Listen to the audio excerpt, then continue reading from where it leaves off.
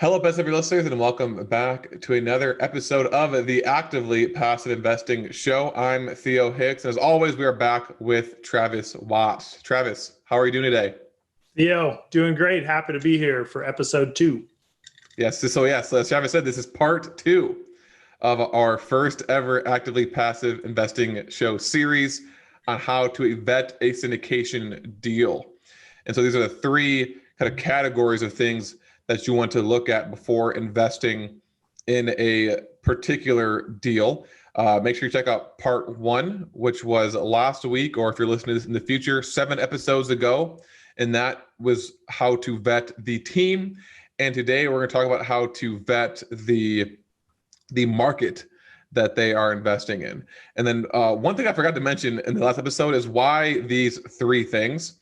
And when we talk about specifically apartment syndications, the three major risk points from the perspective of all parties involved is going to be the team, the market, and the deal. And so the sponsor, the syndicator, should be doing things to minimize the risk of the deal failing, of the market failing, or of the team failing. And so last week we talked about questions to ask to not only evaluate and qualify the team, but also see what things are being put in place to reduce that risk point. And so this next risk point, this next thing we're going to want to qualify is going to be the market. So Travis, do you have anything else to say, or do we need to jump right into these points? I think we could jump right in. One thing real quick is I said this on the last podcast, but I get asked these questions on nearly every podcast I'm a guest on, every investor, so to speak, that I speak with. It's always something to the extent of how do you vet a team, a market, or a deal, or what pieces of criteria are you looking at? What's most important to focus on? So that's why we're doing this series, just from a high level, is I thought, hey, why haven't we done this on our own show? We need to share this with people. It's critically important. So that's all I have to say. Go ahead and kick it off.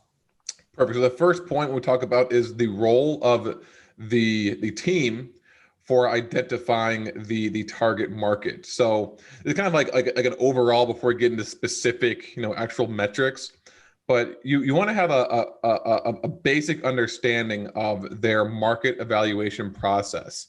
So what does this entail, right? Are they just going to these Googling top markets and then going to some blog post that some random person wrote and then picking that top market and like, I'm investing here?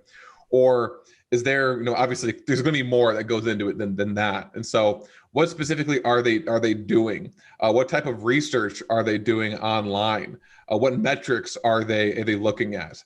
Are they actually visiting these places, these markets in person before investing, or at least the sub-market or the neighborhoods?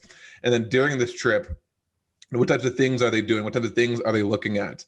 And then also, is it just the GP that's involved in this, or are other members of the team involved as well? Like the property management company, for example, right? Are they signing off on this market? Are they signing off on the strengths of this market?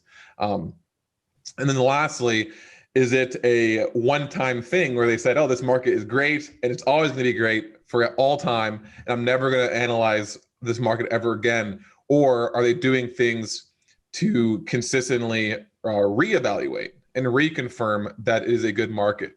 Are they, for example, and basically what's their process for this, right? Are they, every quarter looking at the metrics again and, kind of tracking those? Are they visiting the market? Are they consistently reading the news in that market? Right, a best practice is setting up Google alerts for that market, something that passive investors can do as well. Actually, set up a Google alert for the target market and businesses and unemployment and new jobs, multifamily apartments. So kind of just high level, you know how are they analyzing their market? First of all, are they analyzing the market on a consistent basis? And then what does that actually look like? That's a great point. I want to pick up on one thing that you pointed out, I think is really important, and that's the bias that a lot of folks have just because maybe they were born and raised in a particular market and they've never moved. They're just always going to invest in that market, right? And on the pro side of that, yeah, they probably know that market really well. On the con side of that, it may not be the best market to be investing in at this particular time. And I see that all the time, with different operators. So be aware of that and ask those questions. Great point. And here's the other thing I tell every other LP like myself, every other limited partner, you do not have to be an expert in everything. That is the beauty of being a limited partner, okay? So the way I approach this is I do the macro level research. I look at just the big picture. How is the economy doing? The unemployment rate, the interest rates from the Fed, whatever is going on from a high level, migration trends, where people are moving. That's kind of my research. Quite honestly, you can do the macro level research on any particular market in a matter of hours if you're efficient, or let's call it a matter of days if you want to take your time through it. And then you could be done potentially for 6 months on that particular market. You could really understand the fundamentals and what's happening. Markets don't change that rapidly. Now, to that point, obviously you need to focus on the micro level. Now, this is what I personally defer to the general partnerships, to the sponsors. They should be the experts on the ground, so to speak. They need to know everything about this particular property, this 3-mile radius, the incomes in this area, the school system ratings, the employment hubs. They need to know it all. Well, I can't be an expert in all of that on top of the macro. I guess supposedly, you could. It would take all your time. And then what's the point of being a passive investor if all you do is research nonstop, right? You might as well be active in the space. So that's kind of how I approach it. Focus on the macro, let the GPs do the micro. That's really all I have to add to that category. Oh, yeah, that's a great point. So on that point, we're going to go over some of the metrics that the GP, as Travis mentioned, will know in extreme detail. And then from the passive investor's perspective, you don't necessarily need to go every single day to the census website to look up these numbers. The point here is to have an understanding of the types of things that will impact the investment, and then kind of using, and a lot of stuff you'll see is kind of like common sense and it's kind of obvious.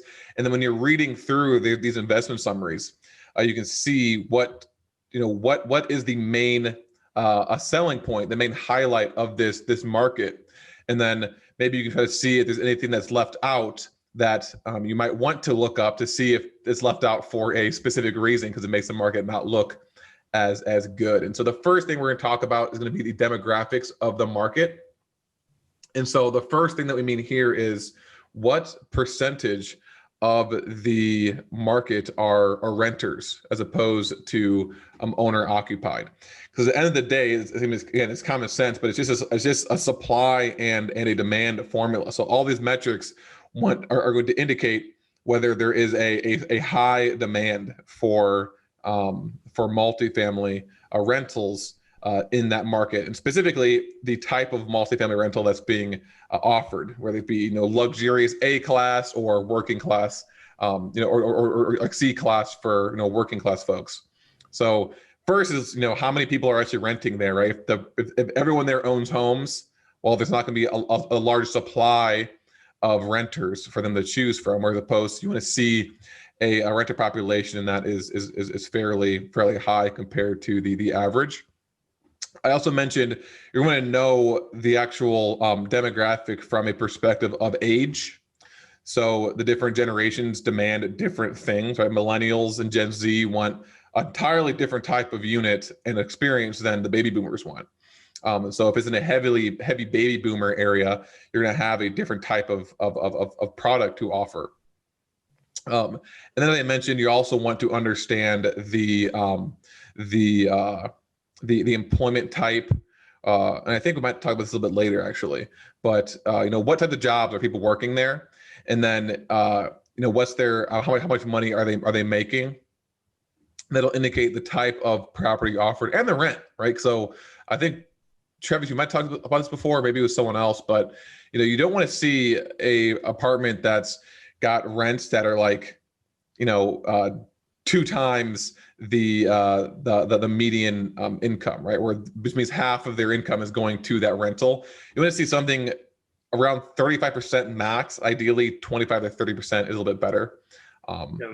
And there's obviously a lot other demographic metrics you want to look at. And Travis, you could talk about the other one, which is probably one of the most important, is going to be the population. Is the population growing or not? Exactly. And one thing I'll pick up on what you said, which is, I just flashback in my memory. I wrote a blog, I forget how long ago it was, on Bigger Pockets about rent versus own. And I got in a little debate with someone, a happy, friendly debate, of course. And it was funny because they were advocating that you always should be a home owner and never rent. It was a very black and white perspective. So I said, okay. And by the way, they were from like Indiana. Average home price is like $150K and the average rent's like $1,500. Yeah, okay. I'm pretty much with you on that. But I said, hey, what about like in San Francisco, where you've got $1 million average home price and maybe an average rent of $2,000 a month or something? I forget what the stats were, but in other words, could it perhaps make more sense to rent in that particular market? Maybe, right? That's a lot bigger gap, like you said, with the average home price. So something to think about. Back to this topic here. Here's the bottom line: is the population in that particular market growing, declining, or stagnant? Census.gov, lots of public info, look it up. Again, macro level is what I advocate. And just understand what the trend is. Look back for the last 5-10 years, look at historics, look at the recession. That's one thing that's helped me a lot is, each recession and depression and whatnot, they're not the same, but they're similar. And so I like to look at what this particular market did in 2008, 9, and 10, how much it declined, and things change. For example, Houston has come a very long way at being job diversified and industry diversified. It used to be, it was just pretty much oil and gas. So if oil and gas goes in the tank, that whole market's in the tank. It's not so much the case anymore, but it's something to, again, markets move slowly. That's taken decades and decades and decades to change. So again, once you do some macro level fundamentals, you're probably good for at least 6 months, maybe even 12 months. So that's all I have to say on that. And I think that's a perfect transition to this next part, which is looking at the employers and then like the industries in the market. So as Travis mentioned, Houston, for example, used to be predominantly oil and gas. And so I'm not sure what the exact number was, but if half the employed population is working for oil and gas, then that's great for real estate when oil and gas is doing really well. But then when oil and gas is not doing very well, then that's not good for real estate, because then people don't have jobs. People don't have jobs, they can't pay for real estate. Similarly, you can look back at the most recent recession, not including the one that we're technically in right now. Michigan would be an example, right? A lot of the population was employed in the auto industry. The auto industry tanked, therefore real estate tanked. Right now with the pandemic, the areas that are hardest hit are the ones that have a large percent of the population in service industries, because those are what closed down. And so you want to take a look at what the breakdown is, what the population breakdown is for each industry. And ideally, no industry is employing more than 25% of the population.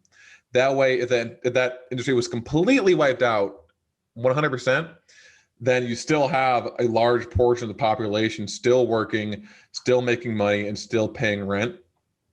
And then kind of similarly, you also want to take a look at the actual companies themselves, the top employers, because you also don't want to see a situation where a large amount of the population is working for one specific company, right? Because if that company were to take a hit, again, maybe it seems like Walmart is never going to go away ever, but I mean, people didn't think GM or Chrysler was ever going to go away either, I'm sure. And so, again, the whole point here is to minimize risk. And so to minimize risk, You don't want to see a large one single company or one single industry dominating the employment population percentage. Exactly. And just to quickly recap all of that, two things comes down to companies relocating to a market or currently in a market, and it comes down to people currently in a market or moving into a market. That's really all it is. It's jobs and people. That is multifamily housing, right? Yeah, you got to have people to rent, and they got to have jobs that can afford your rent. It's really that simple. As we said before, it's not rocket science. It's common sense, at least to me, mostly common sense. So what you look for are, again, macro level, look for, oh, hey, did you know that, Amazon's building a brand new, headquarters or distribution center in Dallas, Fort Worth. They're going to bring on 2,000 new jobs in this particular 10-mile radius. That's important. That's important to recognize that stuff, right? And to your point, to have diversity. It's not just Amazon and then there's no other employment for 50 miles in either direction. You want a little healthcare, maybe oil and gas and tech and financial, all that good stuff. So check out, like U-Haul stats are great. You can just get them right off their website, uhaul.com, I guess is what it is. But they'll show you where people are renting a truck and where they're dropping it off, AKA that's people moving. So just check out, what's going on macro level, and then let the GPs fill you in on specifically what's happening right now in that little sub-market. That's all. Actually, go to joefairless.com and then search U-Haul migration trends, because we have a blog post on the most recent data. Oh, perfect. Yeah, I love that. I didn't know that. Thanks. All right, so the next metric you want to take a look at would be, this is more on the supply side, but also an indicator of demand, which would be a new construction and absorption rates. And so a new construction can kind of indicate demand for multifamily. Not always, right? Because there could be hyper supply. But if these large, massive commercial real estate companies are building a lot of property, similar to if a massive Fortune 500 company is moving to the area, they likely know something about. They likely know what they are doing. Again, not a guarantee, but it's an indicator that there's demand. A better metric that's an actual number would be an absorption rate. So you can look up the number of new constructions on the census website. They kind of track that every single year. And then I think if you just type in a new construction, I think it's something that's actually tabulated quarterly or monthly too somewhere else. But the absorption rate is also a really good indicator of demand. And so the absorption rate is a ratio of the number of units that have been rented to the number of available units over a certain period of time. And so the higher the absorption rate, the higher the absorption, that means that there's less supply to keep up with demand. And a really low absorption means there's a lot of supply. And so this can let you know that obviously if there's more demand, that pushes rents up, and then that's good for investors. And so take a look at that absorption rate as well. And then what I mentioned before about hyper supply, IRR releases a yearly report that talks about the phase that all of the major markets are in. They break them down to, is either in expansion, in hyper supply, recession, or recovery. And so obviously recession, hyper supply, maybe avoid those markets. Expansion is good, but it might be ending soon. And the recovery phase is a good place to get in to kind of maximize growth. So new construction and absorption rate will give you an idea of the supply situation in the market to indicate if there's also something else too. Also on the flip side, if they're not building a lot, that could also be a good thing, because that means that there's a constraint on supply. So just because they aren't building anything might mean that it's hard to build in the area, which is also a good thing for investors.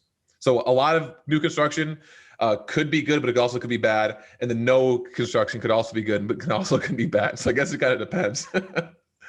Exactly. And there's so much data, you guys listening, that we're going through. Please get a book. I mean, again, I talk about obviously your book, Theo, and Joe's book, the Best Ever Apartment Syndication book, great resource. But there's a lot of books that can go through all of this in much more detail. Because I know me back when I was trying to figure all this stuff out, it was overwhelming, right? I mean, it really was overwhelming. So the best thing to do, we're only giving you the high level stuff to think about. So make a little bullet point to study up, and then go find a resource or a mentor or a program, something to help fill in the blanks for you. Last thing I'll say to that category is like unemployment rate. So national average right now, give or take 7-8% national unemployment. So when I'm looking at markets, again, macro level as a limited partner, I'm just looking for a market that's outperforming the national average, quite frankly. So I'd love to be in a market where unemployment's, 3, 4, 5%, something not 7 or 8 as the national average.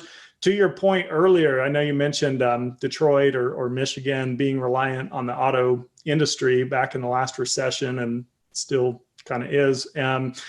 Their unemployment went up, if I remember right, over or about 17% in that market during the Great Recession. Well, that's a huge number. So again, that's why, job diversity is so important. Industry diversity is 17% unemployment. Usually, by the way, I'm not a conspiracy theory guy, but usually it's a little higher than what's actually reported. So just know that that's a bad thing. That's a really bad thing for multifamily. So I'd like to do more study actually on what multifamily did in Detroit during those years. But that's all I got to say on that topic. Yeah, then one quick follow-up to kind of what you're saying at the end there. Something else you might want to consider looking at, you don't have to, but it's just, I don't know, something that's interesting is to actually look at the labor participation rate as well, because that's what they're basing the unemployment rate on. And so it's who is actually looking for a job. And so if you look at markets and you'll see, I mean, I don't know. I mean, the last time I looked, I'm pretty sure the labor participation rate was like in the 60% range. And so it's 60% of the population that's looking for a job or is employed. What percentage of them are unemployed? So so if you go to a market, it might have like a 1% unemployment, like, oh, this is the best market ever. When you look at it, and only half the population that's there is considered a part of the labor force.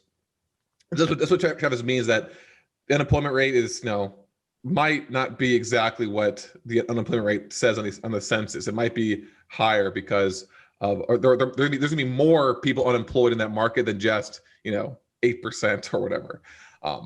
So another metric, this is a really quick one, is just occupancy and rental rate trends. And so, again, pretty straightforward, but you're going to see a market that has a stabilized average occupancy rate. So at least, at 95%. But then you're also going to see it trending in the positive direction, right? You don't want to see a market that has a year-over-year decline in occupancy rate. And then similarly for the rents, you're going to want to see a rental rate that's increasing, right? And so this can be, on the same note, you can also find different multifamily institutions that will project out what they expect the rents to be in the future. And usually the syndicators will include any rent forecasts in their presentation to you. But overall, you want to know the historic trends of, say, the past 5 years or past 10 years for occupancy and rent trends, and rental rates. And they want to see what some of the people are saying for forecasts. And they also forecast population as well. Something else that you can find forecasts on. So you want to see what's going on in the past, and then what do they think is going to happen in the future. Yep, 100%. The last thing I'm going to add here, and then we'll wrap it up, is check out the landlord-tenant laws in the particular state you're looking to invest in. They are not created equal. What you're looking for, again, macro level as a limited partner, is that the tax laws, generally speaking, are in favor of the landlord, which is you. It's the owners of the real estate. There's some laws. Obviously, we need laws to protect both sides, 100% for that, right? However, there are some states, I always like to pick on California, it's like you can't evict a tenant if it's raining outside, or if there's a cloud that covers the sun. Obviously, I'm making that up, but I mean, it gets so ridiculous that you're like, really? You can't even do business in the state. So pay attention to that stuff. And additionally, I prefer investing in tax-free states, or at least tax-friendly states in general. Again, here's a practical way to think about it from a limited partner perspective. Let's say I invest in a syndication deal. 5 years later, it sells. I'm looking at paying tax, long-term capital gain and state tax on a $100,000 gain, just to use simple numbers. Well, if that deal happened to be in California, I'm looking at paying them at least $13,000 in estate tax upon the sale. Whereas if that same deal were in Texas and sold, I would owe nothing to the state. So there's a direct $13,000 savings just because I chose a state up front that was tax friendly. So something to think about. I mean, obviously, if your preference or your bias is California, New York, New Jersey, fine. But just know that that's going to be a factor one day down the road. So with that, that's really, I think we covered some awesome stuff on markets. It goes much deeper. But again, everyone listening, these are just bullet points. Take some notes, hopefully open your mind a little bit and go, dig a little bit deeper into it and get the facts for yourself. And yeah, that's all I got. I think the last thing I would say is that we have a blog post on the website. So you can go to joefairless.com. You can just type in target market, or if you just Google ultimate guide to evaluating a target market, we have a very detailed blog post that goes into all the metrics we talked about today. I don't think we talked about the landlord and tenant laws in the tax-friendly states in that blog post, but I do think we have a separate blog post about landlord-tenant laws.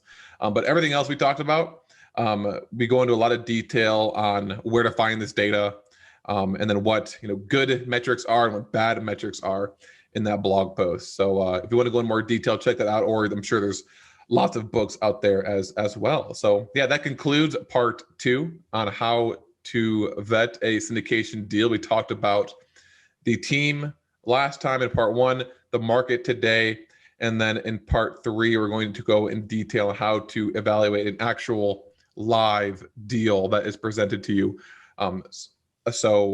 Yeah, until then, make sure you listen to part 1 on the team. And Travis, again, thank you for joining us today. Really appreciate it. Best ever listeners, thank you for joining us as well. Have a best ever day, and we'll talk to you tomorrow. Thanks, Theo. Thanks, everybody.